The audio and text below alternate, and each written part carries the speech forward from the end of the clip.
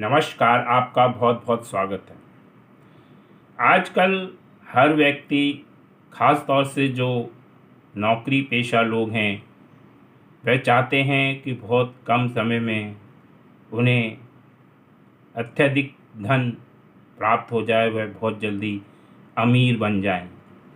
इसके लिए वह कई उपाय करते हैं, जहां उन्हें केवल पैसा लगाना होता है। कोई फिजिकल मेहनत नहीं करना चाहते, कोई दिमाग का इस्तेमाल नहीं करना चाहते और लोगों को देखा देखी, दूसरे लोगों को देखा देखी अपना पैसा वो शेयर मार्केट में लगाते हैं, इस उम्मीद से कि वह उनका दुगना तिगना धन हो जाएगा।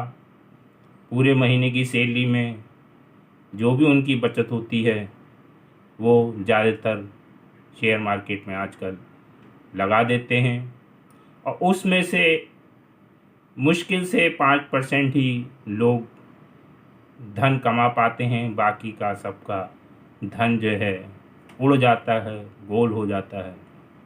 लेकिन वो फिर भी इस उम्मीद में कि हो सकता है इस बार फ़ायदा हो जाए और जुए की तरह लत में पड़ जाते हैं और पैसा लगाते रहते हैं और कई बार तो पूरी तरीके से उनका धन नष्ट हो जाता है और आखिर में वह काफ़ी परेशानी झेलते हैं।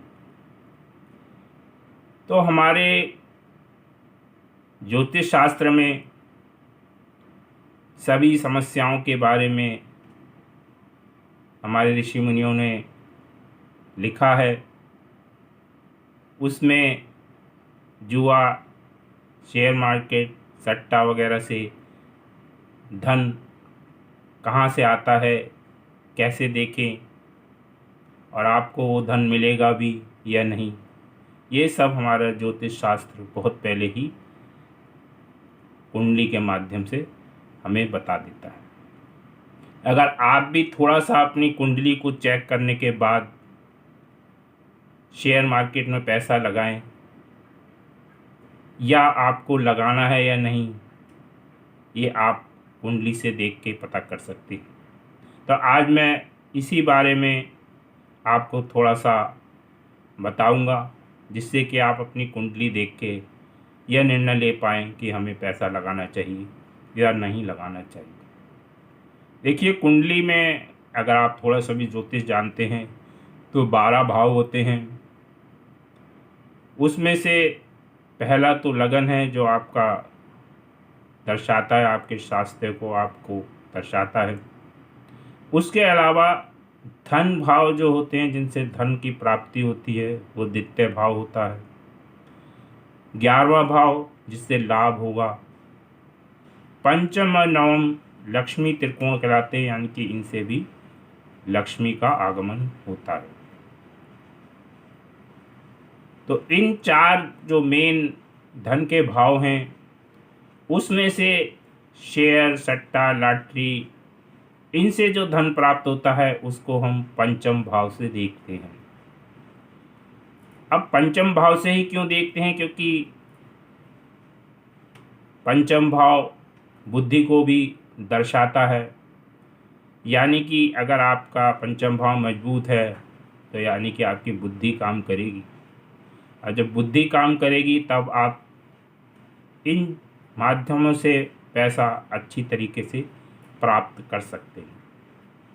तो अगर आपकी कुंडली में पंचम भाव मजबूत स्थिति में है, पहला नियम तो यही है, तो आप शेयर मार्केट की तरफ सोच सकते हैं।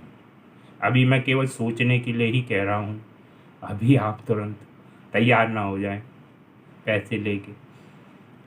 तो पंचम भाव मजबूत होना चाहिए। अब मजबूत की कंडीशन आपको जैसे कि पता है कि उसका स्वामी जो है, जो ग्रह है, वो मजबूत स्थिति में हो, यानी कि अच्छे भाव में गया हो, केंद्र त्रिकोण में गया हो, लाभ भाव में गया हो, धन भाव में गया हो, यानी कि द्वितीय भाव में, 11वें भाव में, या केंद्र 1, 4, 7, 10 में, या स्वयं पंचम में ही बैठा हो, या नवम में बैठा हो, तो ये मजबूत स्थिति कहलाएगी। दूसरा, उसके साथ अगर शुभ ग्रह हैं या शुभ ग्रहों की दृष्टि है, शुभ ग्रहों में गुरु और शुक्र जो है नैसर्गिक शुभ ग्रह हैं। उसके अलावा बुध और चंद्रमा को भी शुभ माना गया है, लेकिन उसके साथ कंडीशन है, तो कम से कम बुध या शुक्र में से किसी की दृष्टि हो तो और बढ़िया हो जाता है। उसके अलावा उस पर कोई मैलेफिक प्रभाव या मैलेफिक ग्रह सूर्य है, मंगल है, शनि है, राहु केतु के एक्सिस है, उनका प्रभाव ना हो तो पंचम भाव का स्वामी मजबूत हो जाएगा। अब पंचम भाव का स्वामी मजबूत होना एक नियम हो गया। उसके अलावा पंचम भाव की भी यही कंडीशन है, पंचम भाव में भी यही सब शुभ ग्रह होने चाहिए, शुभ ग्रहों की दृष्टि होनी चाहिए, या नहीं है तो कम से कम मैलेफिक ग्रहों की दृष्टि नहीं होनी चाहिए। यानी कि पंचम भाव मजबूत हो, पंचम भाव का स्वामी मजबूत हो। अब पंचम भाव का कारक ग्रह जो है गुरु हैं। बुद्धि के लिए बुध को देखते हैं, लेकिन गुरु भी पंचम भाव को कहीं ना कहीं दिखाते हैं। वहीं सूर्य कालपुरुष की कुंडली में सूर्य भी यहाँ इसका स्वामी होता है। यानी कि सूर्य की स्थिति अच्छी हो, गुरु की स्थिति अच्छी हो और बुध की स्थिति हो तो और भी अच्छा हो जाता है।